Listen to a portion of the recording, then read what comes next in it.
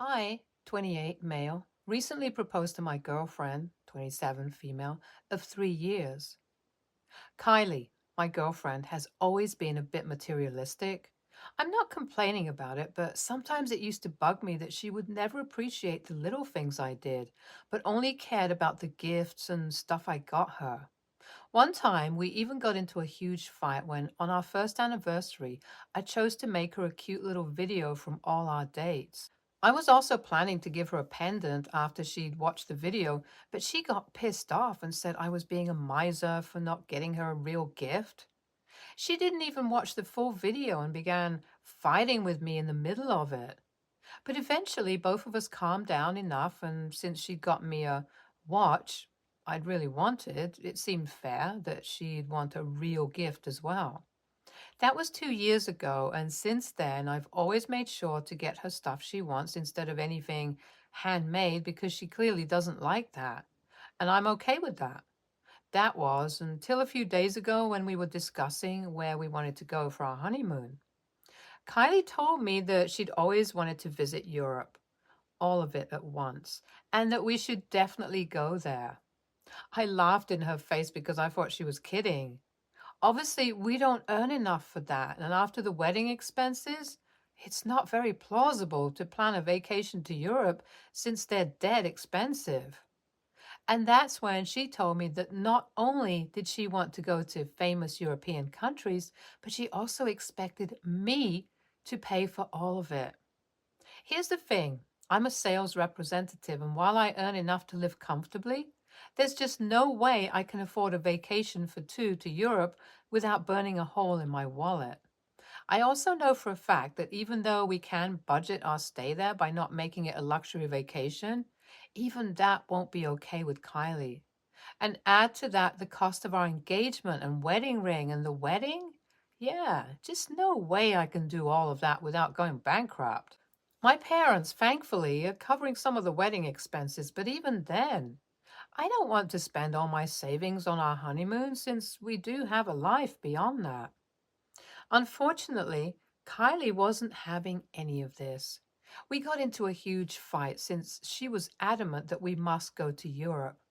I lost it when she accused me of being a selfish a-hole multiple times in the argument and finally snapped. So I told her that if she wanted this so bad, then maybe she should go by herself if she can afford it. She kept on yelling at me after that, but I just tuned her out and went out for a drive to clear my head. I came back home around an hour later and Kylie was gone. This has happened before, where after a fight, she just goes to stay with her friends for a while until I apologize. But honestly, this time I didn't really feel like apologizing because I don't think I've done anything or said anything out of line. She called me selfish for not wanting to spend all my savings on a trip. I mean, how does that even seem fair? But I still called up her friend to ask if she was with them and if I could speak to her since I didn't want things to get out of hand. Her friend told me that Kylie is super upset and has been crying since she arrived. She said that what I said to her was super messed up because I know for a fact that she doesn't make as much as me and I was being super insensitive and selfish. This was 2 days ago and we haven't spoken since. Now I feel a little bad about whatever I said and the way I acted. I probably overreacted a little, and I've always known that these things are a big deal to Kylie, so I should have probably kept that in mind. I feel like I should apologize to her and talk things out. I still don't think that vacationing in Europe is the best move for me financially, though. I know I hurt her by lashing out that way, but I also don't think I was totally wrong. I'm just really confused about what to do about this right now. Am I really being selfish here? AITA for saying no to the Europe vacation? Update 1. It's been a week since our big fight and we finally talked to each other today. After reading all the responses here, I decided not to contact her since I really wasn't in the wrong. I didn't want to spend all my savings on a vacation that wasn't even my idea, and I shouldn't be made to feel bad because of that. It was Kylie who finally got in touch with me. She asked me if I wanted to talk or not, and I said yes, since even though we were fighting, I did miss her a lot. So we met and had a discussion today. I can't say it went well since we're still very divided on the whole honeymoon thing, but at least we're talking now. She said to me that what I said to her really hurt her, and I apologized because that was over the line. She didn't apologize to me for calling me selfish, though. I told her that while I understand how much this trip means to her, I don't think I want to splurge on a fancy honeymoon and end up broke. I tried explaining this to her, but she remained firm on the point that she deserves this because she's been working super hard at work for a promotion. I don't know how that responsibility falls to me, but I made it clear that no matter what, I wasn't spending a crazy amount of money on our honeymoon. She ended up packing some clothes and moving back to her friend's house for a while since she needed to come to terms with this decision. I don't know what's going to happen now. Update 2. It's been weeks since the previous update, so I know that this is way overdue, so here we go. We broke up. Yeah, it sucks. I was really upset over everything that had happened, so I wasn't really in the right headspace to post. But yes, coming back to the breakup. After our last conversation, Kylie moved back to her friend's place for a few more days. I thought that eventually she'd come back, but when she didn't speak to me, even after a week, I went over to her friend's house to talk to her. She seemed pissed and told me to go away, and I was totally confused as to why she was so angry. Again, since the last time we'd spoken, she'd seemed reasonably calm. After talking to her, I realized that she'd been icing me out because that had always worked earlier. She would just give me the silent treatment and I would come running back to her, and eventually she would get her way. But this time, it wasn't working, and that's what was pissing her off. I was just shocked that she was actually admitting to constantly manipulating me so that I would come running back to her with little to no regard for how it would affect me and my emotions. That just really was the last straw. I decided that I was done chasing after someone who clearly has zero respect for me or our relationship and is willing to put it all on the line just for some stupid little trip. I told her that I wanted the ring back and that we were done. She didn't even say anything for a few seconds because that's how much it took her by surprise. Then she started crying and apologizing to me and saying that I didn't have to do any of that and we didn't need to go to Europe or anywhere. But that meant nothing to me anymore. I was just completely done with her. She sobbed there for half an hour trying to apologize and convince me to stay, but I had lost all feelings for her.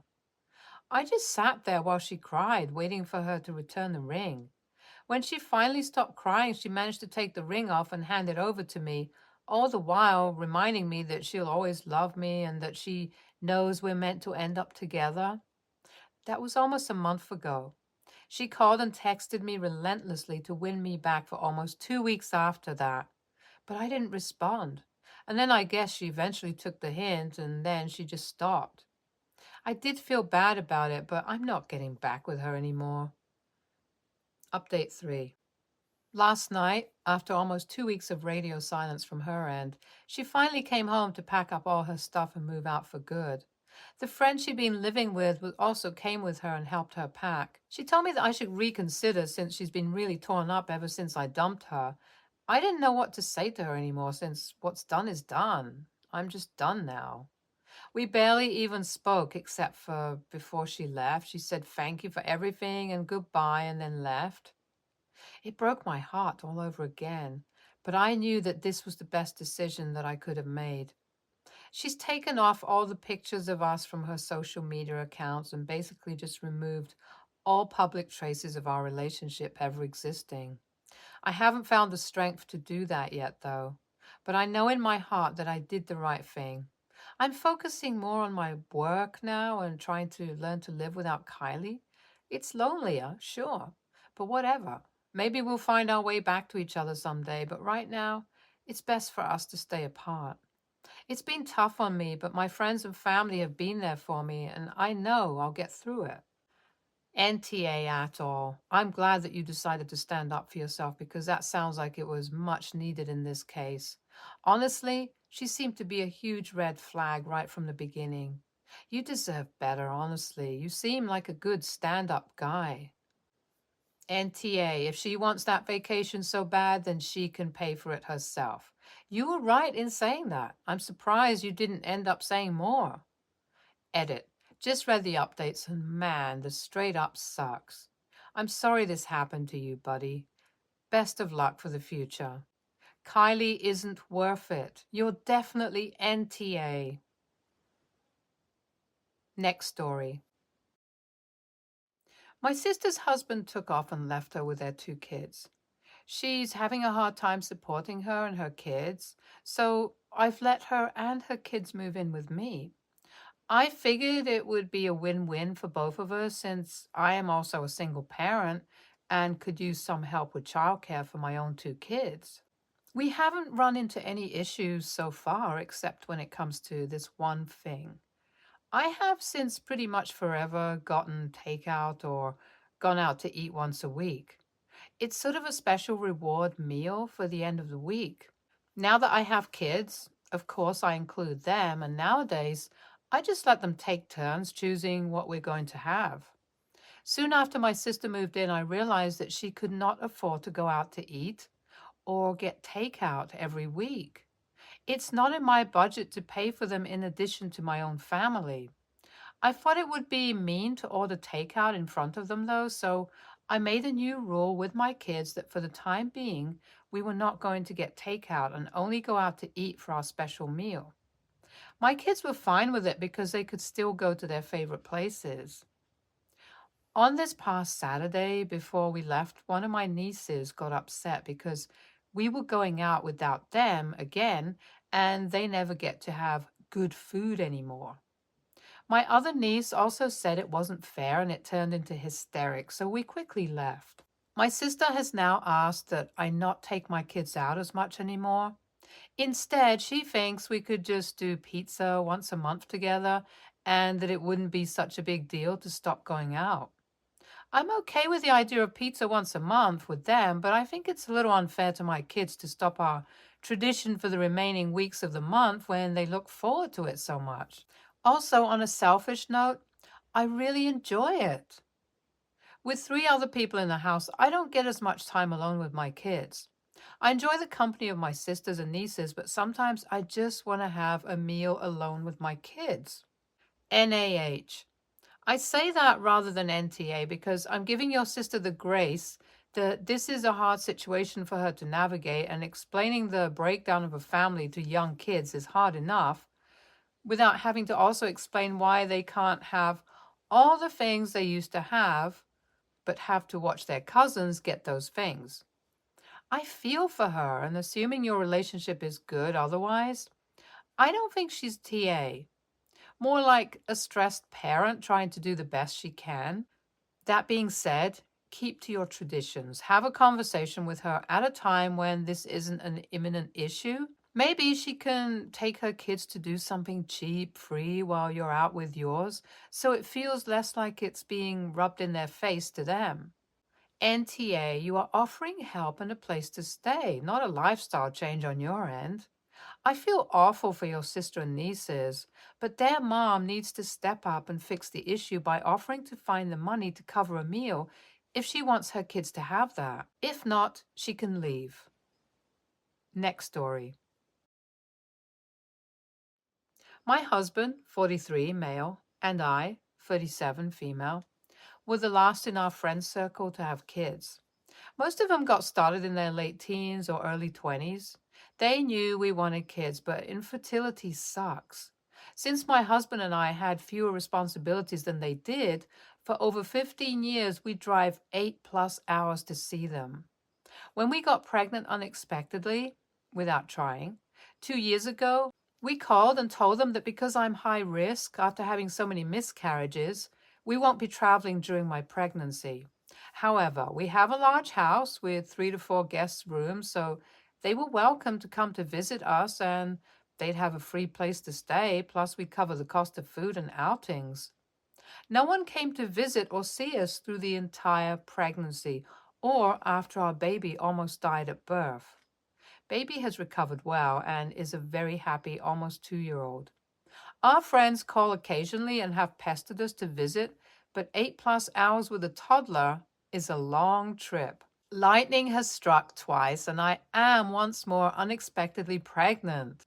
We've announced it to our friends, and they're asking when we can come visit with our first child so they can meet her before the next baby arrives. This is where I might be the a-hole. My husband started planning a trip, but I told him no. Our child and I won't go 8+ hours away for anyone. He's welcome to go, but I won't attend, and our child won't. For starters, I'm still at high risk with this pregnancy, and my doctor won't approve me for travel. I don't like the idea of our child going so far to appease a group of people who won't consider visiting. Additionally, our child hates traveling, and it would be difficult for one parent to take her anywhere. It usually takes both of us to keep her relatively calm. And while our friends and family are also parents, most of them have children in their upper teens or 20s who are less dependent on them. This is by their own confession. I've also told my husband I find it selfish that the family and friends in question have traveled to near where we live but have made no effort to stop by or even tell us that they're close until after the trip is done. My husband is a bit frustrated with me, but I told him we put everyone else first for over 15 years, and I think it's time to be selfish. Pregnancy hormones make me a bit testy, so AITA? NTA, first, high risk pregnancies should have shut the conversation down. Second, people with young children cannot always travel easily or often. When my sister's children were young, she told our extended family she wanted her kids to wake up on Christmas morning in their own home rather than 300+ miles away. A couple of siblings were bent about it, but she stuck to her decision and her husband backed her up. It makes sense. Just because OP's husband wants to go doesn't mean high-risk pregnancy wife and young child also need to go. Maybe pregnancy hormones are involved and maybe not, but OP is NTA here. Husband? A bit. RO1. To be fair, my husband grew up with his friends since he was 5. I'm sure he misses them. That's why I told him he absolutely can go. I won't. But he doesn't feel safe traveling away from me and our kid. Feel free to tell your friends that it's their turn. Instead of merely inviting them, tell them it's their turn. Explain how much you loved visiting them, knowing that it was so difficult to travel with kids and you were happy to make the trek. But now it's their turn to visit since now it's difficult for you and they have more opportunity. They are probably just so used to you making the distance that they don't even stop to think of why they should do it now for you. Maybe create an event. Since you have the room, put together an event where they can all come visit for a weekend and you can see everyone all at once. NTA, high risk means you need to stay closer to the medical providers who know you and your situation. Also, traveling solo with a 2-year-old is not a piece of cake. Next story. Throwaway account so it doesn't get back to me. I'm 26, male. My girlfriend's female, 24, and I recently moved into a new condo. We decided to have my family, parents, older sister, younger brothers, and a cousin, and a couple of friends over to watch the Super Bowl yesterday because we wanted to show off the new place. For context, my girlfriend is a big Rihanna fan and was extremely excited for the halftime show. She's Black and originally came to the US as an international student from Barbados. Apparently, Rihanna is too. And wound up staying for work. When the performance started, girlfriend adorably lost her goddamn mind, singing and dancing with me, just generally a good time while everyone else commented on the performance, the outfits, and if Rihanna was pregnant or not. Nobody seemed bothered at the time. While everyone was leaving and my girlfriend had started her night routine in the bathroom, my mom joked about my girlfriend being a little inappropriate with her dancing. She was whining and twerking on me a little at some points, but it wasn't really overtly sexual or crude, just her being silly. The conversation ended there because I didn't take my mom's comment seriously. Now, today around noon, she FaceTimes me and again comments on girlfriend's behavior. I asked her if she was serious, and she confirmed so. After a back and forth, she wound up using the words ghetto and vulgar to describe my girlfriend, and I got angry fast. I told her to stop being a racist a-hole and that girlfriend was just excited to see the performance, and she was the only one complaining. Mom asked what she said about race. And I was basically yelling that my girlfriend's culture includes things like that and it wasn't inherently vulgar, at least in this context. Mom hung up mid-argument, and later I get calls from my dad and older sister berating me for hurting my mom's feelings. I don't know if this was initially my sister's feelings or if Mom swayed her, but she said it was a little ghetto. That's how they can be. I got pissed off again, especially at the word they, and yelled at sis. Now, my entire family is pissed at me except for the youngest brother, 16, who does think Mom and sis were judging too harshly. I haven't told girlfriend yet because I don't want to ruin her good mood about the night. I intend to before she can hear it elsewhere. But from my standpoint, she just enjoyed herself seeing one of her favorite artists perform for the first time in years. And I hate to dampen her mood. Am I being TA here? NTA. Yeah, your mom and sister's comments are racist, and your family is enabling this.